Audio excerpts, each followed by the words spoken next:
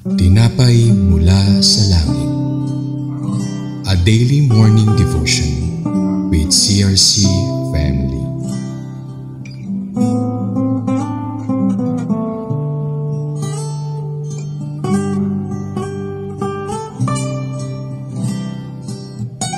Isang mapagpalang umaga po mga kapatid.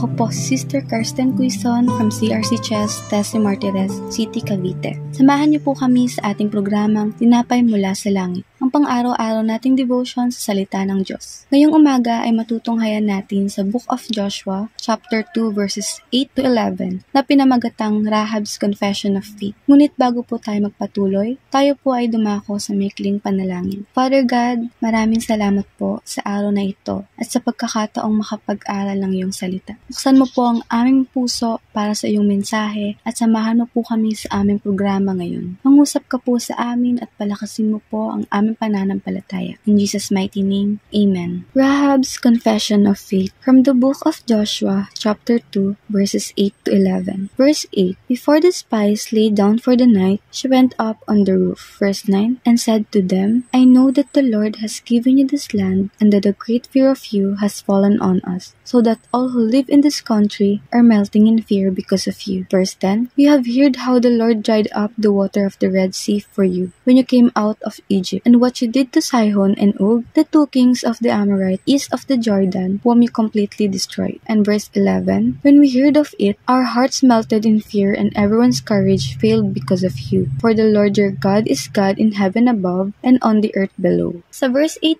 po, si Rahab ay isang babaeng taga-Jericho, ay lihim na tinulungan ang mga espiya ng Israel. Ang kanyang pag-akyat sa bubungan ay pagpapakita ng kanyang pagnanais na makipag-usap sa kanila ng pribado. Sa verse 9 naman po, ipinahiwatig ng Diyos ang isang deklarasyon ng pananampalataya mula kay Rahab. Hindi siya Hudyo, ngunit naniniwala siya sa kapangyarihan ng Diyos ng Israel na si Yahweh. Sa verse 10 po, dito nila nabalitaan na pinatuyo ni Yahweh ang dagat na pula at ang mga himala ng Diyos ay narinig kahit sa malalayong bayan. Ipinapakita nito na ang Diyos ng Israel ay buhay at makapangyarihan at kinikilala ito ni Rahab. At sa verse 11 po, dito ay lahat ng tao ay nanginig sa takot. Kinilala ni Rahab si Yahweh bilang Diyos ng lahat, hindi lang ng Israel, kundi ng buong lahi ni Jesus. Dito po sa kwento ni Rahab, pinapahiwatig ng ating Diyos na patuloy siyang kumikilos sa mga hindi inaasahang tao, kahit pa malayo sila sa Kanya. Sa kabila ng makapangyarihang kultura ng kanyang lungsod,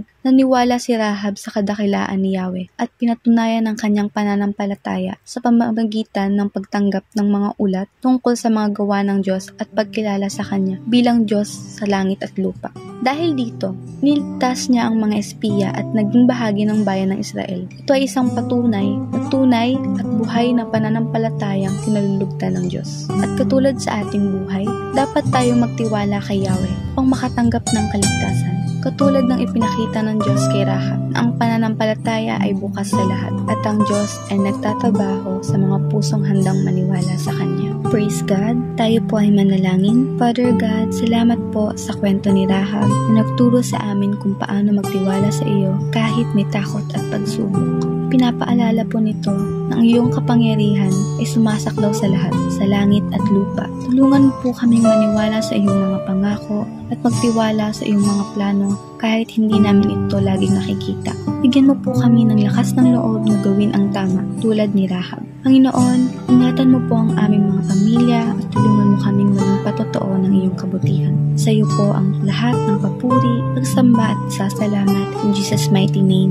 Amen. Maraming salamat po sa inyong pakikibahagi sa ating programa. Lagi po nating pagnilayan ang salita ng Diyos mula sa ating puso dahil lubos ang magiging kaunawaan natin dito.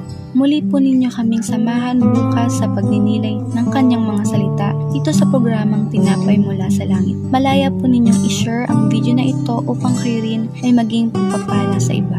Palain po tayo lahat ng ating Panginoon. Magandang umaga po.